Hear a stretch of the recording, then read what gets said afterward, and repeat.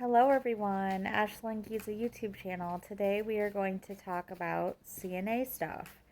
So if you're thinking about becoming a CNA, I'm going to talk about my story and how I became a CNA and some of my experiences, and then you might be able to learn a couple things. Everyone's experiences are different, so one person can tell you it was the worst decision they ever made in their life, and the next person can say that they love the job. So, but I will say that we will all have one thing in common to say about it, and that is it takes a special person to do this type of work. So, ever since I was little, I wanted to take care of people. I knew that my calling was to help people and take care of them. I told my mother when we were Christmas caroling with my church that I wanted to take care of the elderly people. Excuse me, I had a cough. So I told my mother that I wanted to take care of elderly people, and she probably just was thinking at the time, that it was something cute that her little girl was just saying, that because we all say things when we're little, like, I want to be a singer, I want to be a dancer, I want to be an artist, and all that kind of stuff. So she probably didn't really believe me, but as I got older, I graduated high school, I wanted to get in the medical field. So I took the CNA course, and for me, it was the best decision in my life because I had my first daughter when I was 17 years old, so that was pretty young, and um, that it was something quick that I could do that will always be in high demand. So I needed something under my belt. That way, I knew I could turn to something, you know, if for the future, for my children and family and stuff like that, an ongoing thing, where I could always make money and always do what I loved. So I took my course through Kirkwood. That's a school here in Iowa, a college here in Iowa, and it was 70 something hours. I can't remember if it was 72 or 75 or the exact hours because that was a long time ago in 2005, I'd say. So many years ago, I took my CNA course and it was 70 some hours. So um, what I had to do for the course was attend class, listen to the teacher, of course, and we had to take quizzes, and we had to, after we took the course, which would entail talking about things that you were going to be doing as an aide, which is cleaning people up, how to talk and approach a person, and how to like clean dentures, and how to transfer people from a bed to a wheelchair, or a wheelchair to a regular dining room chair, and etc. Stuff like that. So when we got done taking the course, we had to take a written test and a clinical test. So the written test was just you had a day where you went in and you took a test on paper. Nowadays it's probably a computer, but I don't know because I haven't been to school for a really long time since then, since 2005. I have took some online courses and got some certifications that I paid for online, but they weren't um, big colleges that you actually go and attend to in person, like I did at Kirkwood. So, nonetheless, I took my test, and I passed with flying colors the first time. And then I had to be scheduled to come in and take my clinical test. Now, a clinical test is when you have to go in front of other people that have their CNA or registered nurses, and you have to you don't know really what you're going to go in there and do. They pick something for you to do, whether it be transferring like a dummy doll from a chair to the bed and then the bed to the chair, or um, they pour water in like the measuring cups that you measure people's urine in, and you have to tell them how many cc's of urine is in that cup, or you have to take somebody's blood pressure. So that you don't know what you're going to do when you go in. At least this is how it was for me. Every place is different. So I'm just telling you my story of how it went.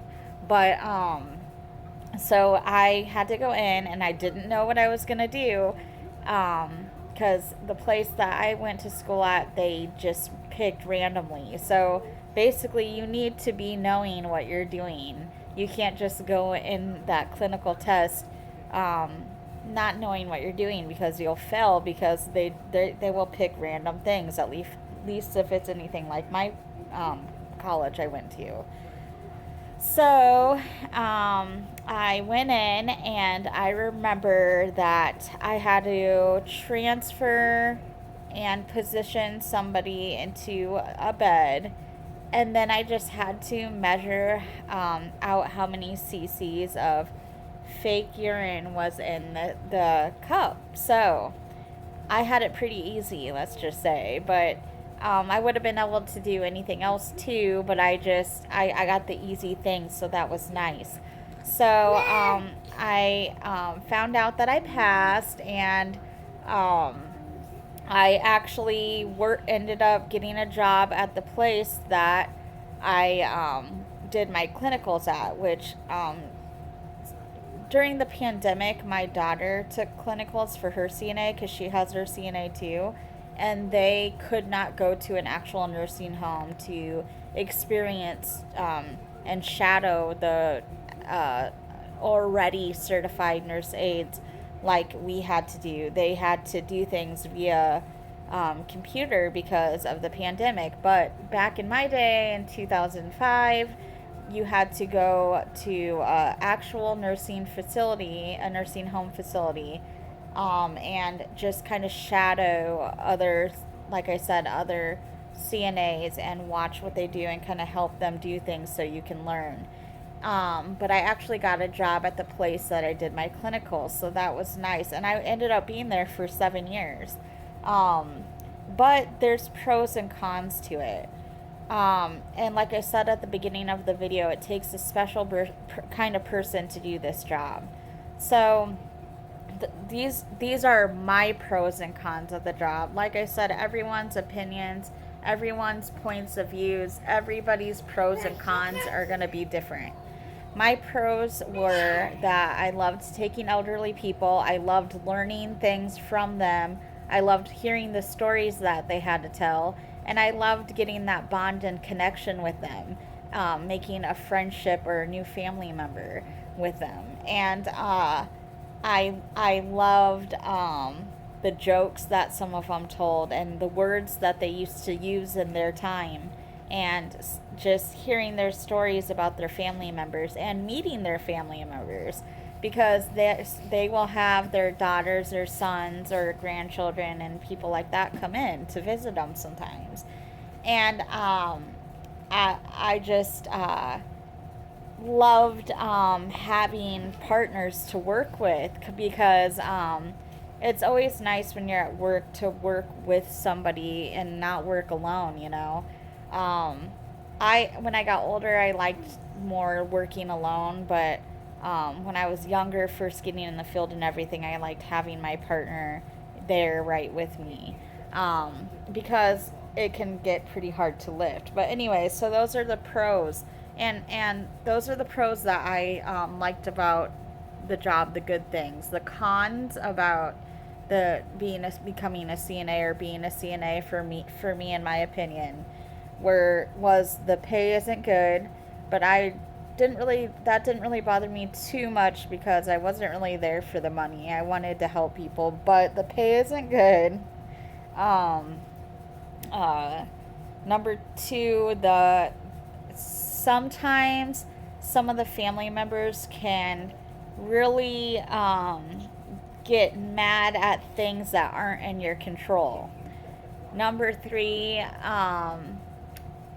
the residents can become really combative at times and not listen.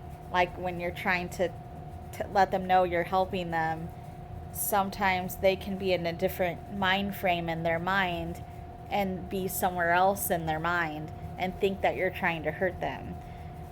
So that can be really hard, especially if you're having a hard day, at in your own home life. Like if you're having a fight with your husband or wife, or or you have children and you take care of them all day, and then you go into work and you have to take care of elderly people who can also be like children at times. So that can be hard. And Another thing that can be hard is, of course, cleaning up the urine and bowel movement. So, because it can get pretty messy, because it's, of course, way more of a mess than babies make. So, it can be hard. There's pros and cons, but and then, this was in my experience. This isn't for every facility or for every CNA. This is in my experience. But another con was that I worked with a lot of females, and a lot of females like to run their mouth. So there was a lot of gossip always going on, and a lot of girly girl talk, and I don't like that kind of stuff. So that was a con to me too. But other than that, I loved being a CNA. I wish I could still be a CNA. Unfortunately, I can't because just because I have some health conditions that keep me from being able to lift people anymore and be able to take care of other people. When because if you can't barely can take care of yourself, you can't take care of other people that well. So I have blood sugar issues. I'm a thyroid cancer survivor, and so I just have a lot of health issues. So I can't do it anymore. But I wish I could. And my daughter, she turned 18 in March and decided to get her CNA, which was awesome. I'm glad she carried into my footsteps, and she's a CNA now, and she passed her tests with flying colors, and she loves her job. So I mean, I was gonna add into another. This can be a pro and a con. You get lots and lots and lots of hours because people call in, quite often, because it can be a very strenuous job and mentally draining job. And, so I think a lot of people make up that they get sick. And so they call in sick and they don't want to come into work. So you get a lot of hours. If you need money, there you go. You get a lot of hours. But if you don't really need the money that much and you're burnt out and tired from work, then that can be a con. So it's double-sided when it comes to how many hours you get when you're a CNA. But nonetheless, I thought I would talk about that. So there you go, to the women that want to be, or women or men that want to become CNAs. There's good things and bad things about it, but in my experience, it's worth it. I hope you guys enjoyed my video, and I will be on with another life topic tomorrow. Thank you.